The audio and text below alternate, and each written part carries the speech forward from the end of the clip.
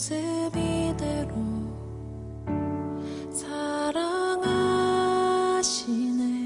연약함 그대로 사랑하시네. 나의 모든 발걸음 주가 하시나니 날 인도하소서. 내 모습 이대로 사랑하시네. 연약함 그대로 사랑하시네. 나의 모든 발걸음 주가 하시나니 날 인도하소서.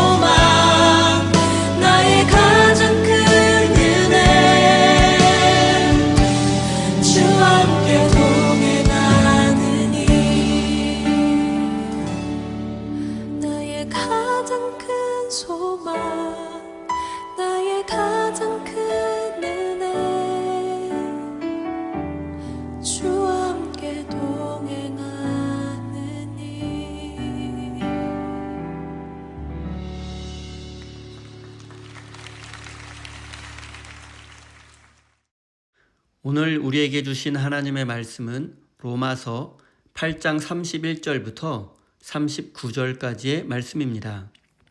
다 같이 화면을 보시면서 함께 읽겠습니다. 그렇다면 이런 일을 두고 우리가 무엇이라 말할 수 있겠습니까? 하나님이 우리 편이시면 누가 우리를 대적하겠습니까? 자기 아들을 아끼지 않으시고 우리 모두를 위하여 내주신 분이 어찌 그 아들과 함께 모든 것을 우리에게 선물로 거저주지 않으시겠습니까?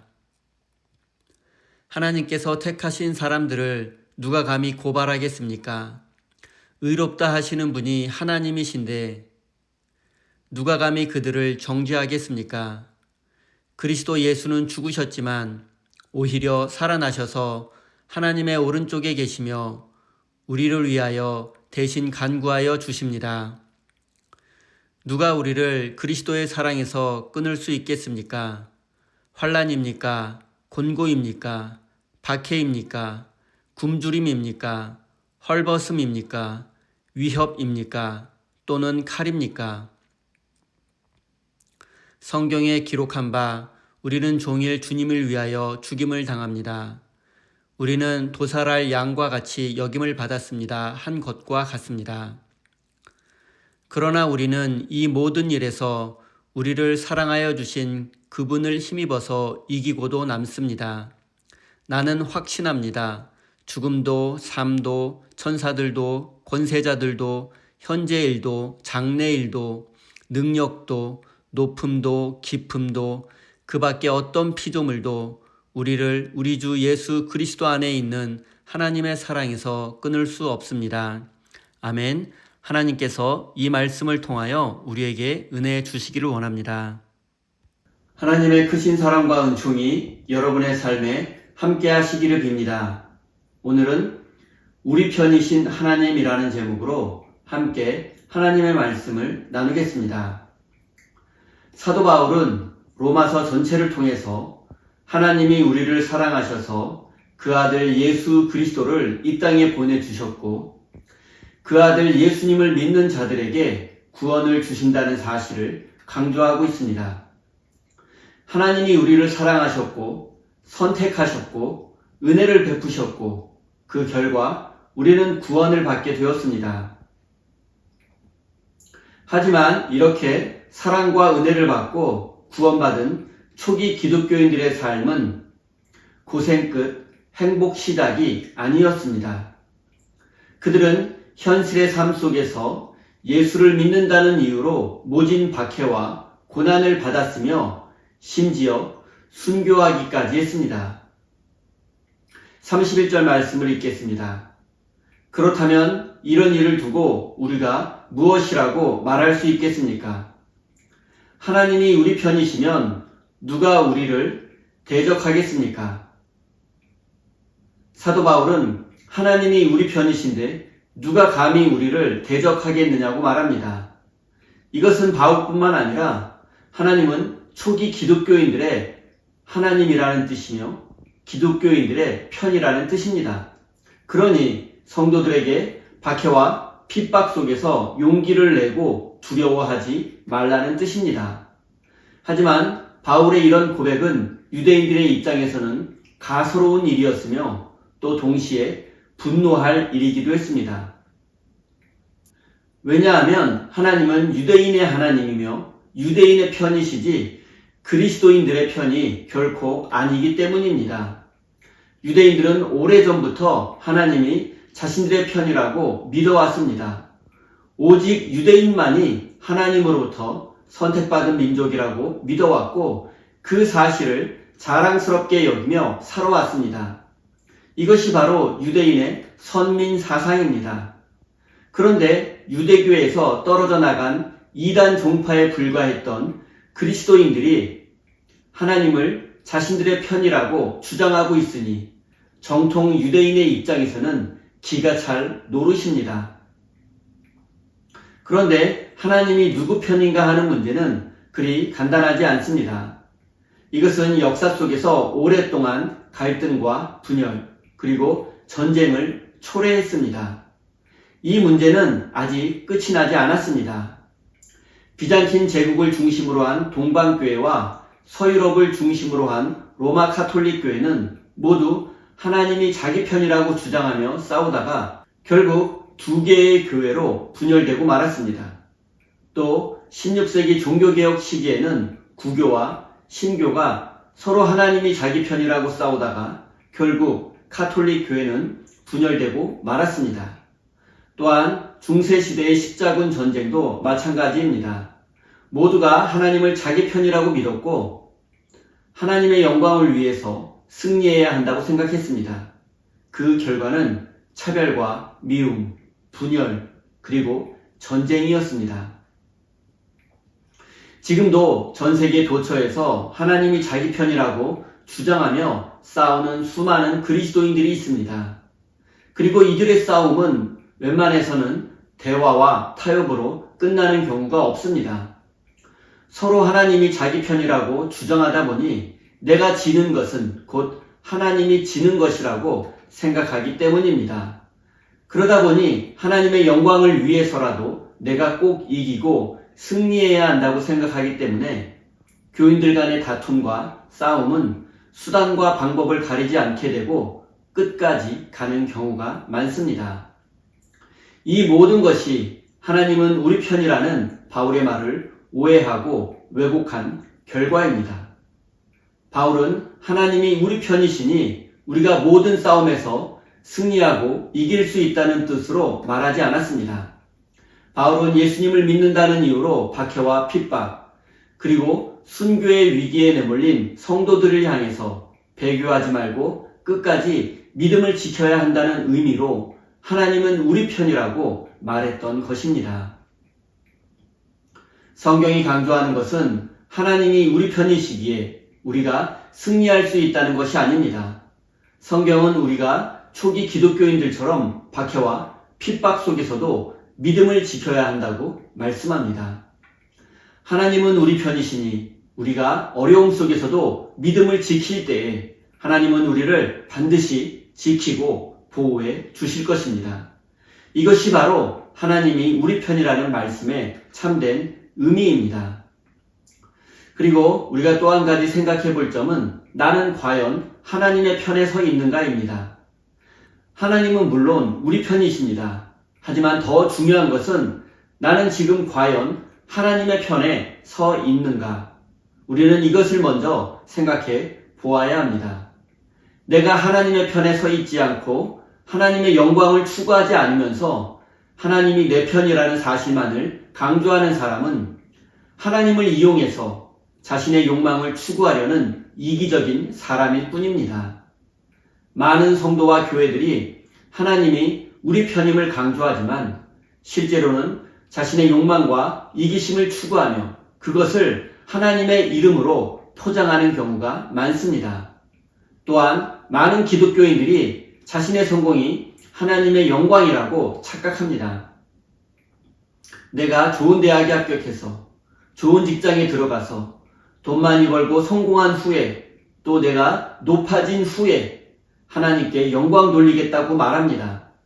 하지만 이것은 대부분 자신의 욕망과 욕심인 경우가 많습니다. 성공해서 하나님께 영광 돌리겠다는 말은 기독교적이지 않습니다. 우리가 성공하지 못해도 우리가 실패하고 인생의 가장 낮은 자리에 있을 때에도 하나님은 우리의 영광을 받으십니다.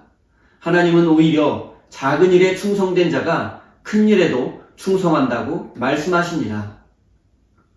사랑하는 성도 여러분, 하나님은 언제나 우리 편이십니다. 그러니 어떠한 상황과 환경 속에서도 주저앉거나 포기하지 마십시오. 하나님이 우리 편이시니 우리에게 힘과 용기를 주실 것이며 우리의 인생의 길을 가장 좋은 길로 인도해 주실 것입니다. 33절과 34절 앞부분 말씀을 읽겠습니다. 하나님께서 택하신 사람들을 누가 감히 고발하겠습니까? 의롭다 하신 분이 하나님이신데 누가 감히 그들을 정죄하겠습니까? 바울은 지금 자신감과 확신에 차서 말합니다. 하나님이 택한 사람을 누가 감히 고발하겠습니까? 하나님이 의롭다고 하신 사람을 누가 감히 정죄하겠습니까? 바울의 이 자신감은 전적으로 하나님께 의존되어 있습니다. 구체적으로 하나님의 무죄 선언입니다. 하나님이 우리를 택하셨고 의롭다고 하셨는데 누가 감히 우리에게 무엇라 할 수 있겠습니까? 바울은 지금 고발과 정죄와 같은 법률 용어를 사용하고 있습니다. 고발은 검사가 피의자의 범죄 사실을 적용시키는 것이고, 정죄는 판사가 그것을 옳다고 인정하는 것입니다. 그런데 기독교인들은 이런 고발과 정죄로부터 완전히 자유로워졌습니다. 왜냐하면 하나님께서 이미 우리에게 무죄를 선언하셨기 때문입니다. 그런데 우리가 이 사실을 어떻게 확인할 수 있겠습니까? 보이지 않는 하나님의 무죄 선언이 옳다는 사실을 무엇으로 증명할 수 있겠습니까? 하나님이 우리에게 무죄를 선언하셨다는 바울의 말은 우리가 근본적으로 모든 율법의 의무로부터 해방되었다는 뜻입니다. 이것은 율법이 나쁘다거나 지킬 필요가 없다는 뜻이 아닙니다. 이것은 이제 구원은 율법이 아니라 믿음으로 주어진다는 뜻입니다. 그리고 하나님의 무죄 선언이 확실한 것인지 아닌지를 확인하려면 우리가 율법으로 사는가 아니면 율법 없이 사는가를 확인하면 됩니다. 율법 없이 산다고 말하는 것은 쉽지만 실제로 우리가 지금 무엇을 기준으로 삼고 살아가고 있는가를 생각해 보면 율법 없이 살고 있다고 말하기 어렵습니다. 우리는 늘 율법적으로 살아왔기 때문입니다. 바울 당시의 율법은 유대인들에게 삶의 절대적인 기준이었습니다. 그것은 해야 하는 것과 하지 말아야 하는 것을 철저히 구분하고 있습니다.